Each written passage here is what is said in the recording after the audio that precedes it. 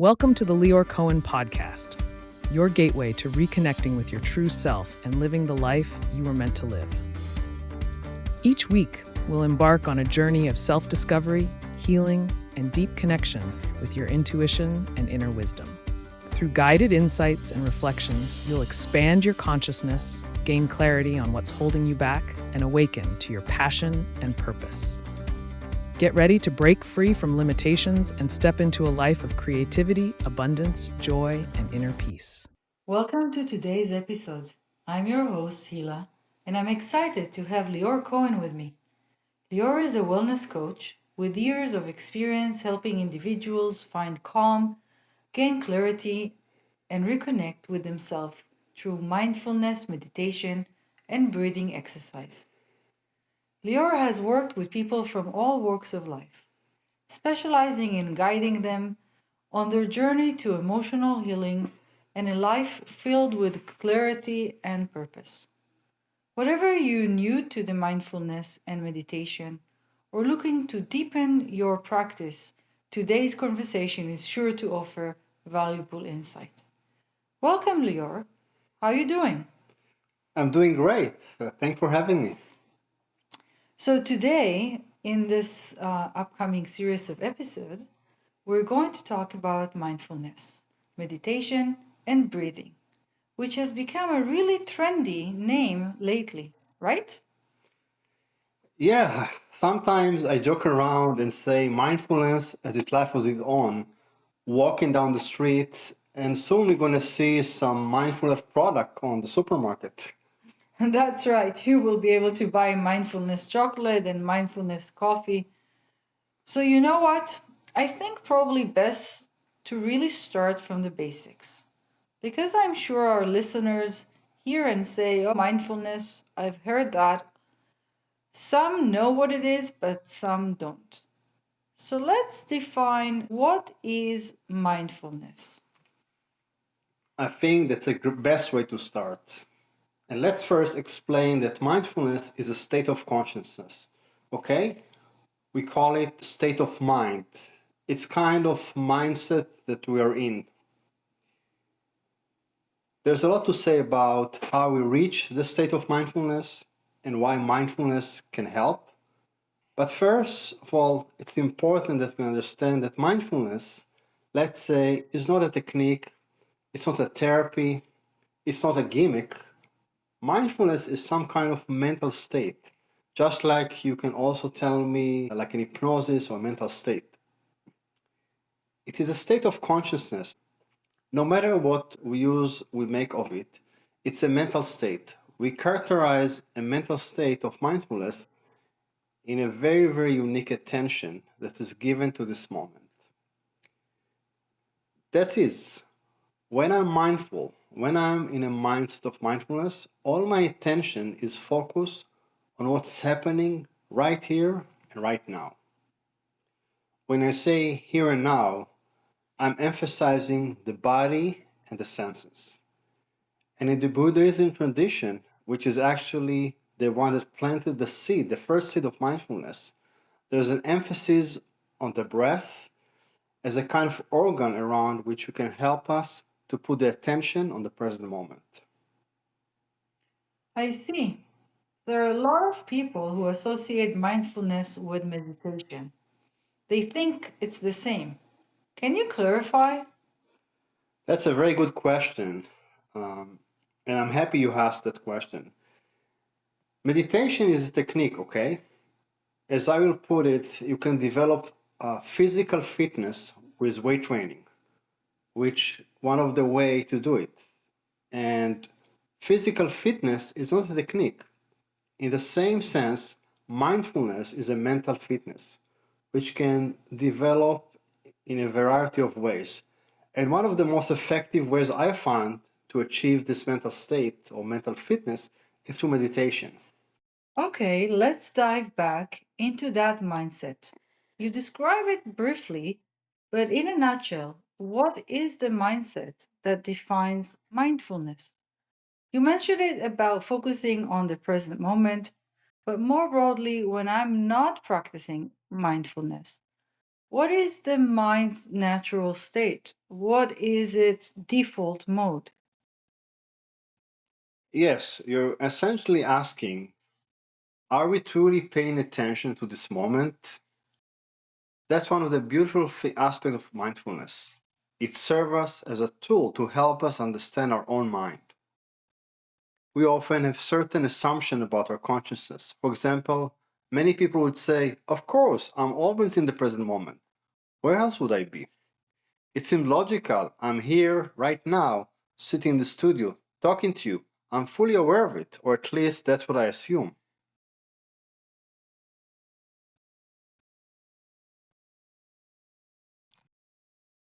Thank you for clarifying that. So, my next question will be, what is the purpose of mindfulness? How does it help us to navigate moment when we feel unprepared? That's a great question. Mindfulness isn't about instantly understanding or learning something new. It's about training the mind to be present. When we don't consciously bring our attention to the present moment, our thoughts tend to scatter. Even now, while we have been sitting here, you may have already thought about things you need to do today, something that's been on your mind, or how the weekend is almost here but not quite yet. Exactly. And at the same time, last weekend already feels like a distant memory. That's the nature of the mind. It constantly jumps across time and space, often without us even realizing it. Mindfulness helps us to ground ourselves in the present moment, and when we begin to practice, we quickly see just how challenging that can be. So our minds are built for multitasking. We eat, we talk, read, and plan our next move all at once. And that feels completely normal. We even text while doing all of that. Exactly. In that sense, mindfulness is as low tech as it gets. No screens, no notification, just you in the present moment. That's a powerful point. And I imagine this has only become more difficult with the rise of smartphone and constant digital distractions. Absolutely. Even 12 years ago, before smartphones became such a huge part of our lives, our minds were already scattered. But now, with endless streams of information coming us from every direction, it's even more overwhelming. Our attention is constantly being pulled in a million directions. Exactly. The mindset of mindfulness brings us back to something much more simpler, something more focused and directly connected to our experience in this very moment. So, you mentioned earlier that we'll be practicing mindfulness later in this episode. That's actually a great point to emphasize to our listeners. Usually, people tune into this program to learn something new, to take away insight, and to live with added value. But this time, you're leaving with something even more powerful, a real tool. This episode isn't just something to listen to once and move on from. It's an episode you can return to again and again whenever you want to revisit the practice.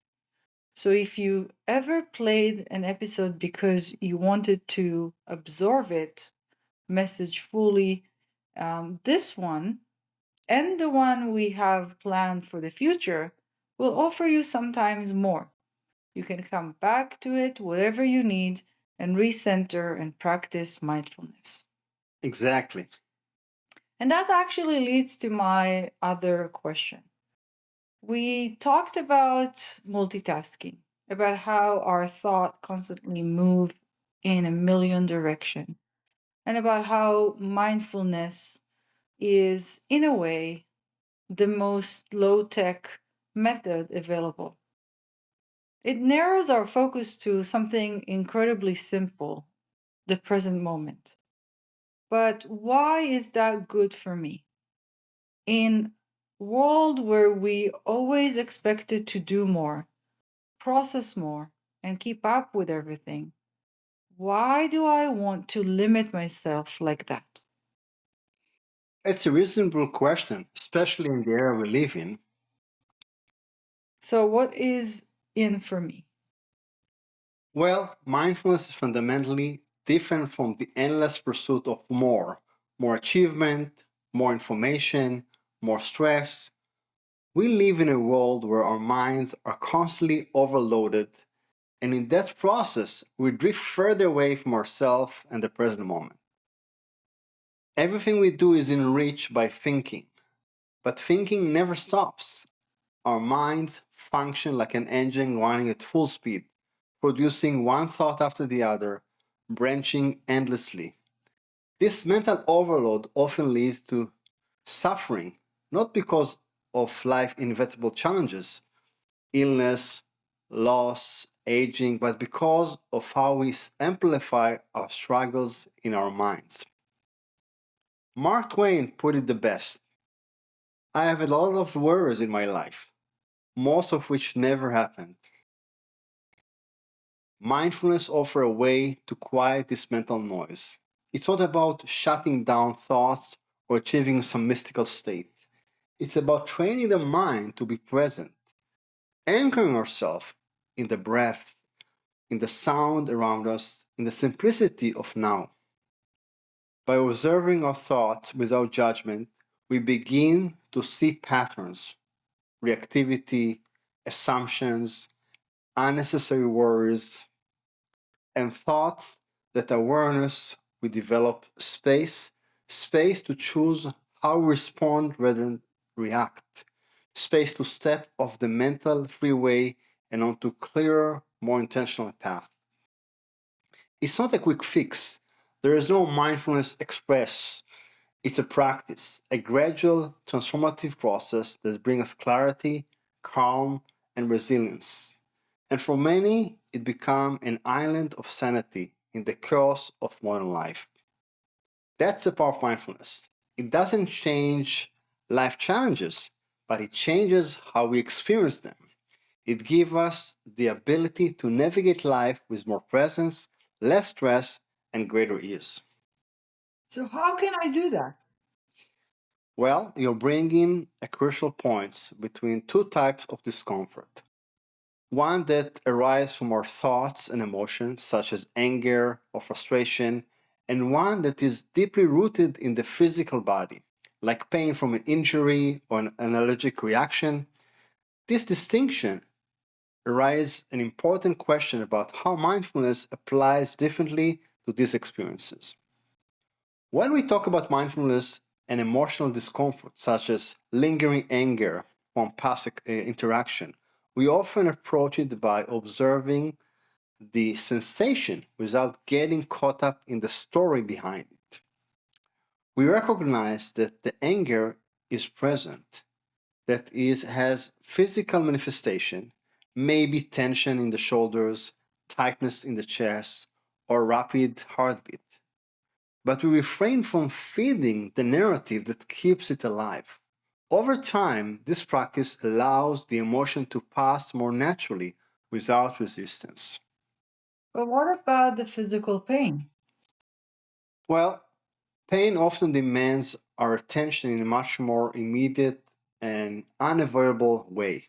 If someone is dealing with a broken arm, a migraine, or an allergic reaction, they can't just simply observe it and expect it to pass it the same way with an emotion, right? So, how does mindfulness help in these cases? If pain is persistent or chronic, how do we practice being present with it without feeling trapped by it? How does one navigate the balance between acknowledging pain as it is and not being overwhelmed by it?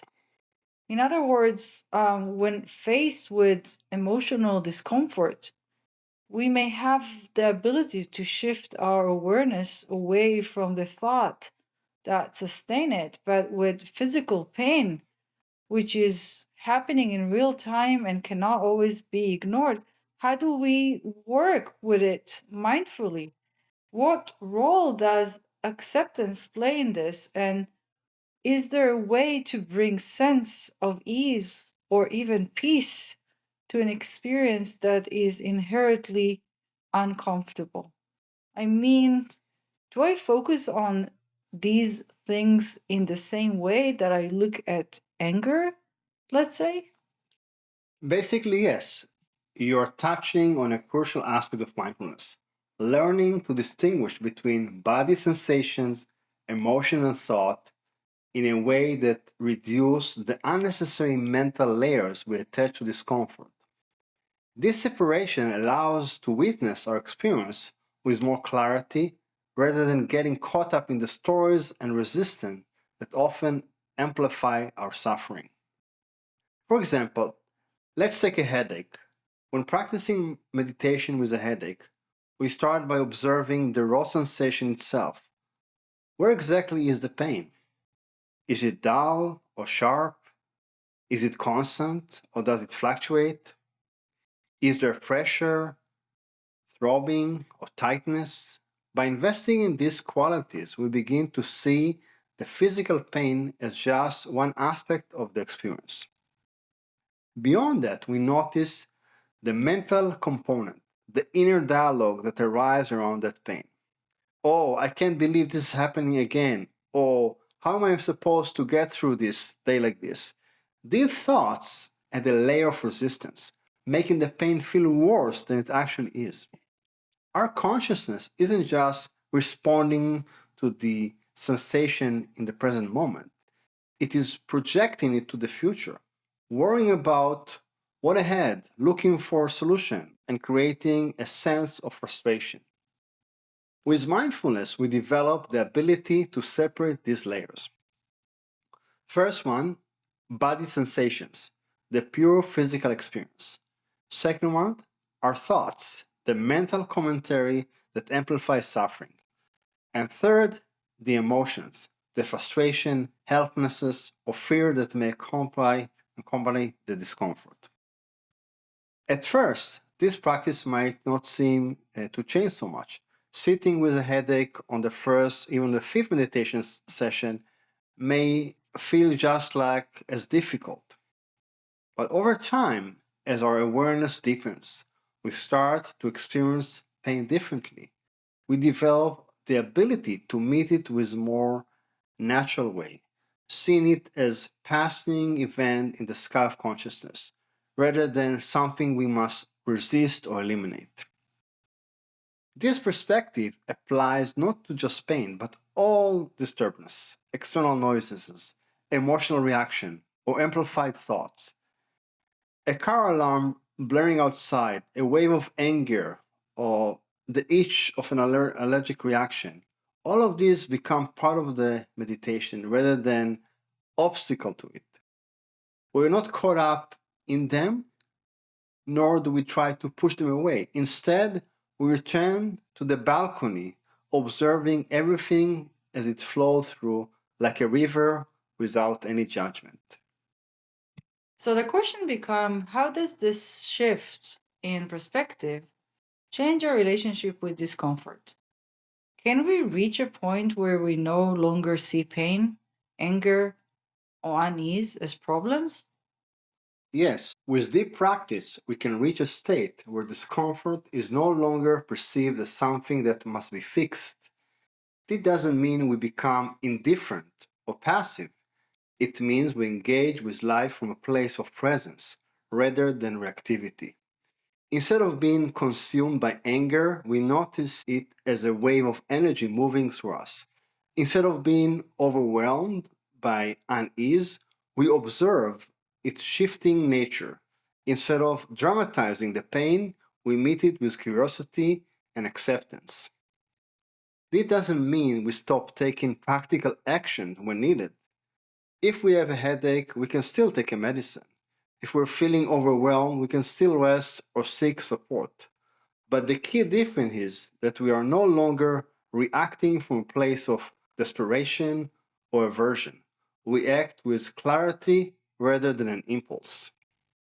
So, how does this change the way we engage with life beyond meditation?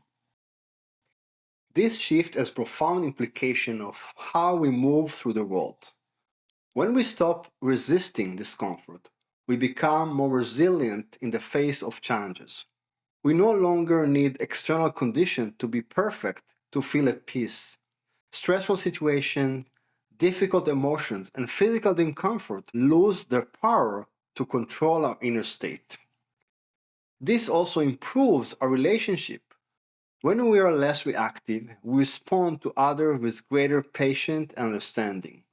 We become less prone to taking things personally as we recognize that those emotions, both ours and others, are temporary waves, not fixed truth. Ultimately, cultivating this mirror-like awareness allows us to engage with life more fully. We become more present, more grounded, and more open to whatever each moment brings. Instead of being caught in a cycle of craving and aversion, we learn to meet life as it is, with a deep sense of inner calm and peace. Wow, this conversation has given us so much to reflect on. How we meet discomfort, how we cultivate awareness, and how we shift our relationship with what arises in the present moment. But mindfulness isn't just something we talk about, it's something we experience. Yes, I'm excited to take you and the listener through an experience. This is a change to shift from thinking about mindfulness to truly embodying it and experiencing it to the fullest. Before we begin, what's the ideal setup and preparation for this mindfulness practice? How can listeners create the right environment to get the most out of it?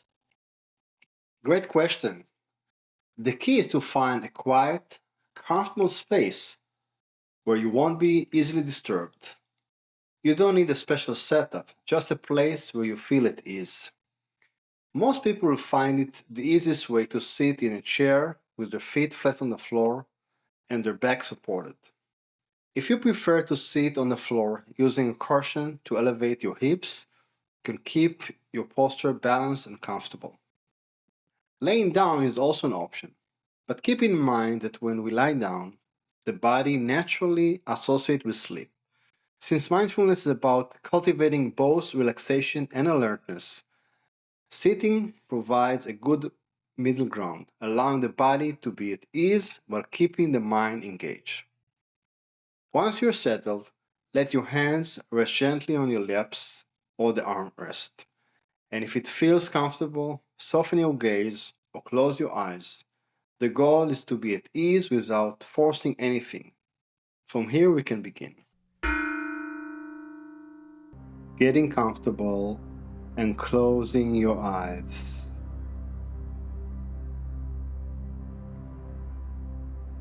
As you settle into this moment, as you breathe in and out through your nose,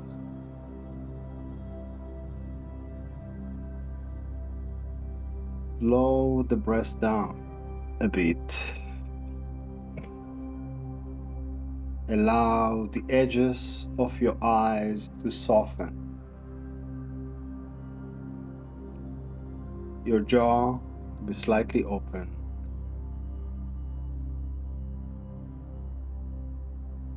Your shoulders to drop.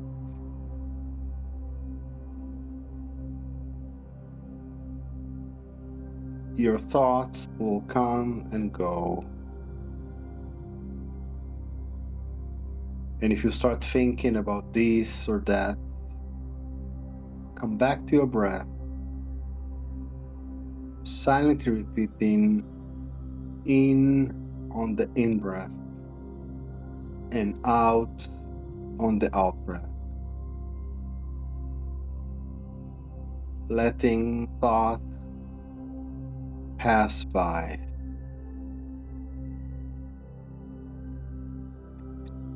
Slowing the breath down.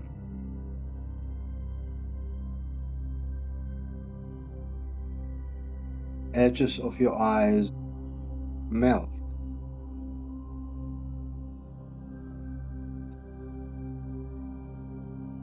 Jaw slightly open.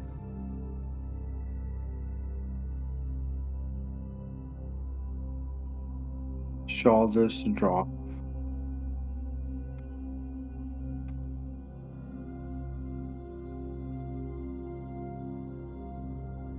The rhythm of your breath helps you to release and let go of any tension.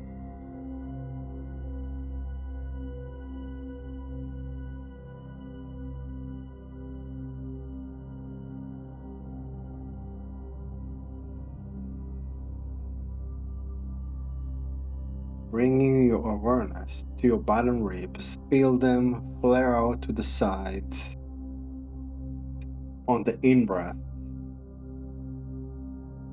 and contract in on the out-breath.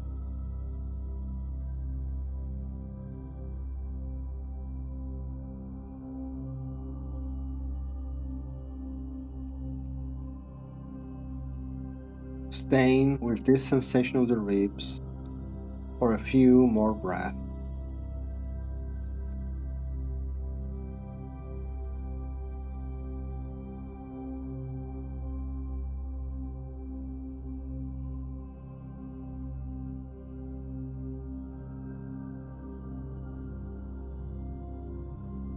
Bringing your attention back to repeating in on the in-breath and out on the out-breath.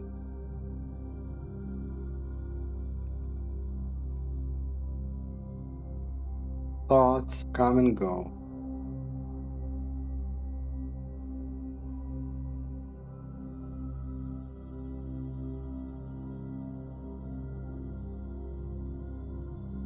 Now, bring your attention to your heart.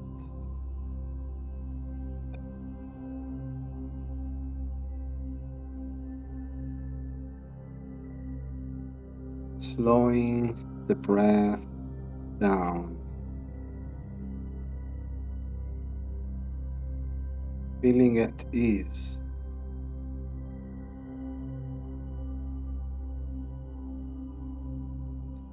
Notice if you need to shift or move, getting more comfortable.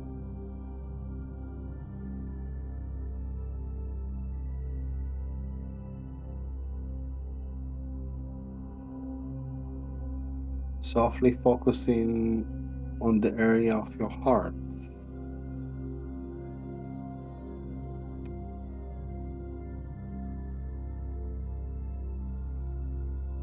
The breath is slow and steady.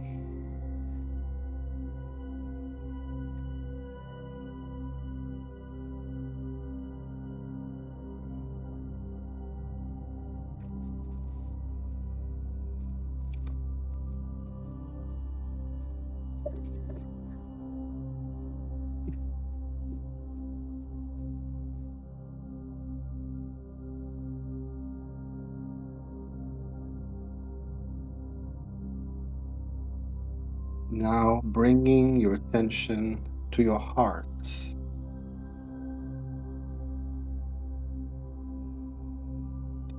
Slowing the breath down. Feeling at ease.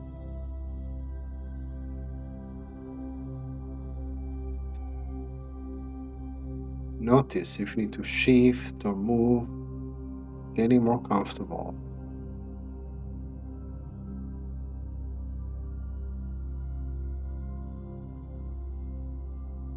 Softly focusing on the area of your heart.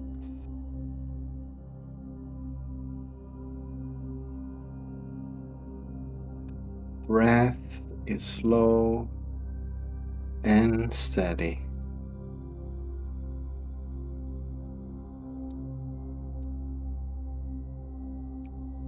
As you slowly bring your attention back to the sound of my voice,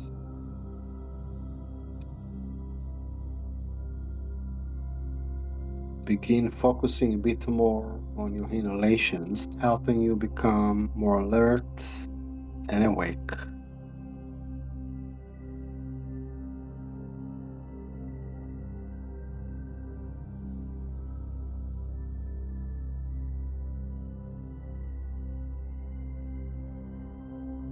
Your attention now centers in your heart.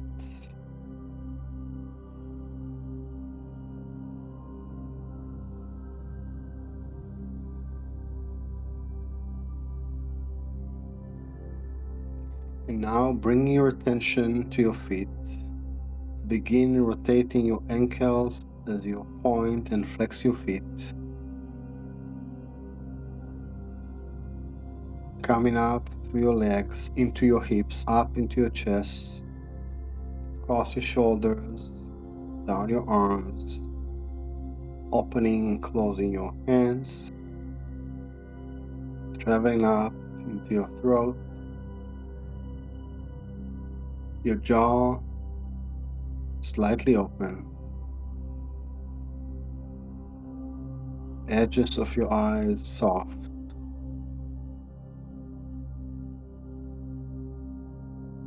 With the next breath, you're slowly going to open your eyes, feeling alert and refreshed.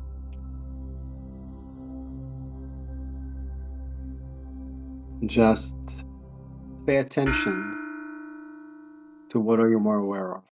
What I've realized is that I was judging the experience and struggling to stay focused on the present moment. Well, mindfulness often brings clarity, but it can also reveal our inner dialogue, including moments of self-judgment and criticism. These thoughts naturally arise, and learning to recognize and navigate them is an essential part of the practice. Thank you for clarifying that. It's a great point.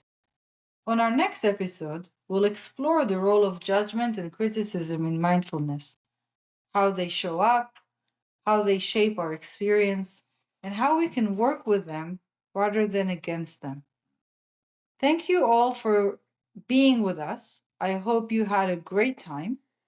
You are, of course, welcome to come back and listen to this episode again and practice as much as necessary. Lior, how can people connect with you and learn about your work? They're welcome to check my website, self-healingactivation.com. The link will be posted in the podcast description. Thank you, Lior. I had a great time learning about mindfulness and looking forward to the next episode. Until then, stay present and keep practicing. Thank you. Thank you for listening to the Lior Cohen podcast, your gateway to reconnecting with your true self and living the life you were meant to live. Join us every week for a new episode filled with insights and practical tools to help you grow, heal, and step into the best version of yourself. Until next time, stay present and keep trusting your inner wisdom.